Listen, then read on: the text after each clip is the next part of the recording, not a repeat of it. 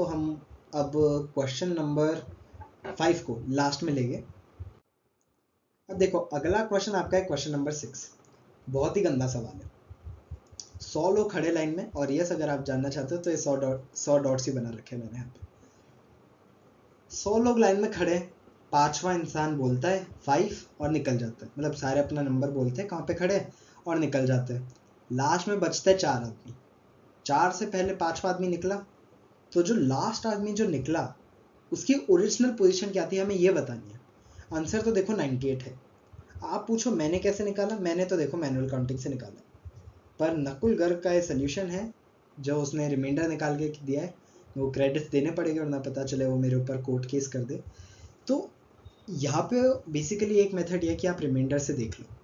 Reminder मतलब आप divide by 5 करो और फिर जो जो आपकी वैल्यूज आ रही है आप उन्हें देखते जाओ। क्या वो तरीका आसान है? आसान तो है उसे करना, पर उसे सोचना थोड़ा मुश्किल है। बेसिकली अगर ये क्वेश्चन आप लास्ट के लिए छोड़ दो, अगर आपको लगे कि मेरे पास तो टाइम बचा है और कोई क्वेश्चन हो नहीं रहे, तो ये क्वेश्चन पूरी 100 डॉट बना के कर दो। 8-10 मिनट लगते, ज़्यादा नहीं लगते।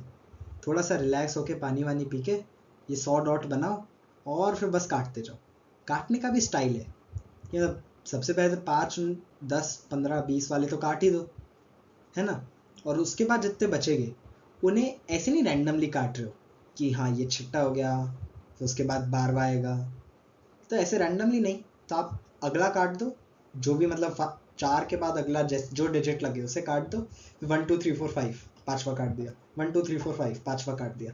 ऐसे करो तो आपकी गलती करने के चांस कम हो जाएंगे। एक और जो क्वेश्चन में गलती हो सकती है, आप पहले वालों को हटा दो, फिर आप देखो यहाँ पे 6, यहाँ पे 12, आप ज़्यादा आगे देखने का कष्ट करो नहीं, तो क्या आ जाएगा उसके बाद 13, 14, 15, 16, 17। तो दिख तो रहा है कि 17 जाएगा, पर आप तो ज़्यादा आगे देखने का कष्ट ही नहीं कर रहे। सॉरी 15 गया तो 18 ही जाएगा। सॉरी यहाँ पे तो आपने यहाँ तक भी देख लिया, आपको तो क्या लग रहा है 18 गया तो ये तो 6 के मल्टीपल्स में जाएगा। अगली बार किया 7 के मल्टीपल्स में जाएगा, उसके अगला किया 8 के मल्टीपल्स, तो ऐसे 97 बच जाएगा। ठीक है, लॉजिक तो अच्छा है, बस इसमें एक गलती है, क्योंकि जो 30th नंबर है ना, अगर आप 6 के टर्म्स में कैंसिल कर रहे हो तो 30th नंबर पहले से गया हुआ है, तो जब आप 6 वाले हटाओगे तो यहाँ पे 31 हो जाएगा, यहाँ पे +1 चलेगा फिर, राइट। फिर जब 24 वाली कैलकुलेशन आएगी, यानी कि जैसे ही आप 60 और 55 पे पहुंचोगे, वहाँ अगेन दिक्कत आएगी, तो वहाँ पे 56 हो जाएगा। यहाँ पे +2 में चल रही है फिर 6 के रिस्पेक्ट में कैलकुलेशन, 6 टाइम्स 9 + 2। तो ये भी एक तरीका तो है कि आप ये ऑब्जर्व करके फिर ये 1 2 3 4 ऐसे गिन लो। उससे अच्छा तो देखो मैनुअल काउंटिंग बेस्ट है इन एग्जाम। बोलोगे मैनुअल काउंटिंग इतनी सारी है कौन करेगा, देखो जैसे एक नंबर पूरे पूरे चाहिए गारंटीड, वो तो कर लेगा। 8-10 मिनट लगेगा, सीधा सीधा आंसर आएगा, मस्त। सॉरी ये क्वेश्चन भी मिस हो गया आज। हम पहले ये वाला क्वेश्चन कर लेते हैं।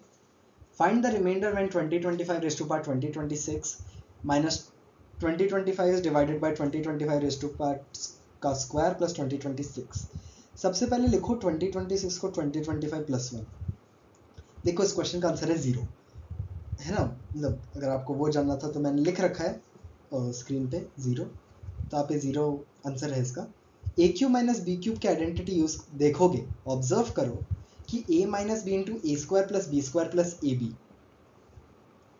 तो ये भी आपके पास यहाँ पे A square plus B square plus A B ही लिखा है।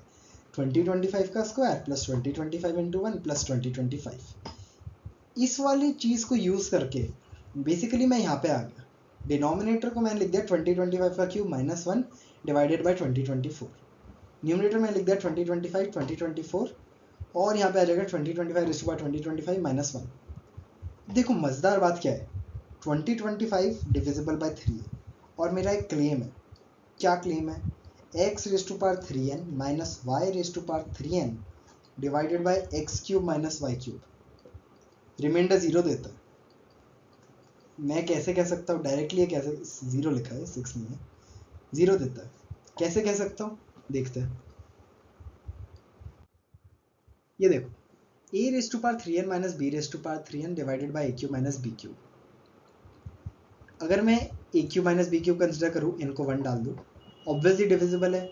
a6 minus b6 obviously divisible है। a9 माइनस b9 ए क्यूब माइनस बी क्यूब वाली आइडेंटिटी ही लगा दूंगा इसमें, ऑब्वियसली डिविजिबल आ जाएगा। a12 minus b12 a6 minus b6 लिख सकता हूँ। अब ऐसे देखो, मैंने ऑड के 2 केस दिखा दिए, इवन के 2 केस दिखा दिए। जनरली तो यहाँ पे जहाँ पे भी ये सेटिस्फाई हो रहा है वहाँ पे हो जाएगा। 2025 इवन ये 2025 क्योंकि 9 से डिविजिबल है, 3 से भी तो 9 से भी डिविजिबल है वो, उस हिसाब से a9 माइनस b9 है, तो उसके सिमिलरली देखते देखते आप कह सकते हो कि वो भी है। अदरवाइज आप ये भी अगर आपका प्रूव हो जाता है किसी भी ऐसे जनरल रिलेशन में, तो 95% चांस अगर आपके पास a9 माइनस b9 मतलब 2 केसेस प्रूव कर दो, ऑड इवन दोनों, दो 1 2 3 4 के लिए प्रूव कर दो कि ये तो है ही, उसके बाद ज़्यादा की ज़रूरत नहीं है। a5 माइनस b15 मैं कैसे करूँगा, तो a5 माइनस b5 का कोई जनरल फॉर्मूला होगा, उसे यूज़ कर लेंगे। क्या वो जनरल फॉर्मूला हमें पता है? ज़रूरी नहीं है पता हो, ज़रूरी नहीं है कि आपको ये फॉर्मूला पता हो, क्योंकि मेरे को भी नहीं पता, पर ऐसा नहीं है कि क्वेश्चन ही नहीं हो सकता, उसके बिना भी क्वेश्चन हो जाएगा। सिर्फ आपको ये ऑब्जर्व करना है। पर ये अच्छा सवाल है, आप ये ऑब्जर्व कर लो फिर तो बहुत आसान है, वरना मुश्किल है। उसके बाद है ये सवाल। ये सवाल में सबसे पहले तो देखो इन्होंने क्वेश्चन में देने में ही गलती की थी। क्वेश्चन में लिखा हुआ था बॉक्स ऑफ 3.4 इक्वल टू 2। बच्चे कह रहे हैं कि ये होना चाहिए तो बोनस हो जाए, होगा नहीं, मोस्ट प्रोबेबली हो रहा है तो अच्छा है, जिन बेचारों ने गलत किया है उनका भी सही हो जाए। देखो आप कैलकुलेटर में डालोगे तो आपका तो सीधा सीधा आंसर आ जाएगा 199। इसमें मैं ज़्यादा कुछ कह नहीं सकता, है ना। आपने भी घर जाके अगर कैलकुलेटर से देखा होगा, आपका आंसर आ गया 199। क्या तरीका है? पहले तो स्क्वायर कर दो, 50 प्लस 6 रूट 69 लिख दो, उसके बाद क्यूब कर दो, उससे एग्जैक्ट वैल्यू आ जाएगी आपकी। यहाँ पे 8.3 ले लोगे तो आप यहाँ पे देखो कैलकुलेशन में दिक्कत आएगी, आंसर आपका 11 कुछ आएगा, फिर आप कंफ्यूज हो जाएगी क्योंकि यहाँ पे माइनस था, फिर आपको लगेगा यहाँ तो 890 होना चाहिए, 889 होना चाहिए, फिर बेसिकली यहाँ पे कन्फ्यूजन हो जाता है। आप इसको सीधा क्यूब कर दो, उससे आंसर आएगा, बिल्कुल आएगा।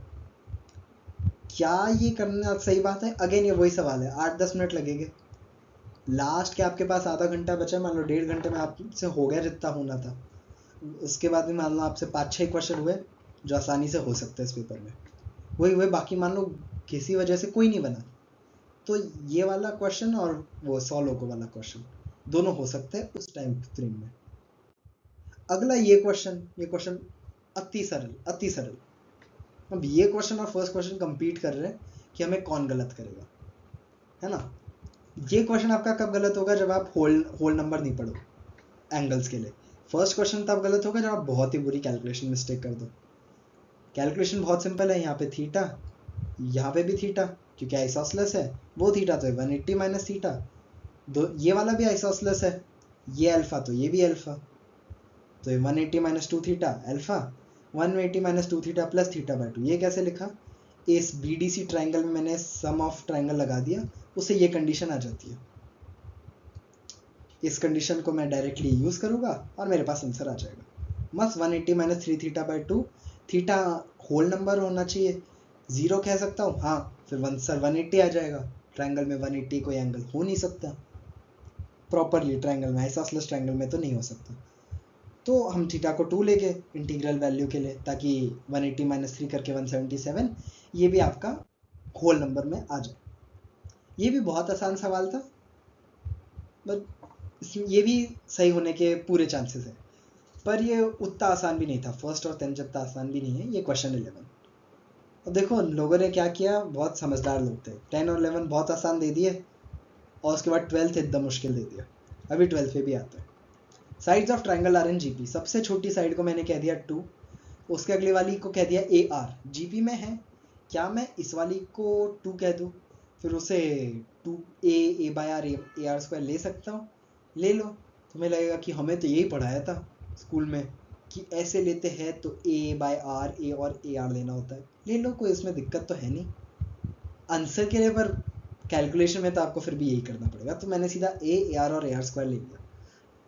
अगर आप कैलकुलेशन देखोगे तो आपके पास आएगा 2R और 2R स्क्वायर। मैं यहाँ पे पाइथागोरस लगा देता हूँ, r4 equal to R square plus 1, 4 काटने के बाद, तो r4 minus are square minus 1। यहाँ पे श्रीधराचार्य फॉर्मूला लगा दो, आर स्क्वायर की वैल्यू आ जाएगी 1 प्लस माइनस रूट 5/2। माइनस हो नहीं सकता क्योंकि फिर आर स्क्वायर नेगेटिव हो जाएगा, तो आर स्क्वायर की वैल्यू आ गई 1 प्लस रूट 5/2। इसके बाद आप ये मत गलती करना कि आर निकालने बैठ रहे हो, क्योंकि आपको क्या निकालना है, हाइपोटेन्यूज।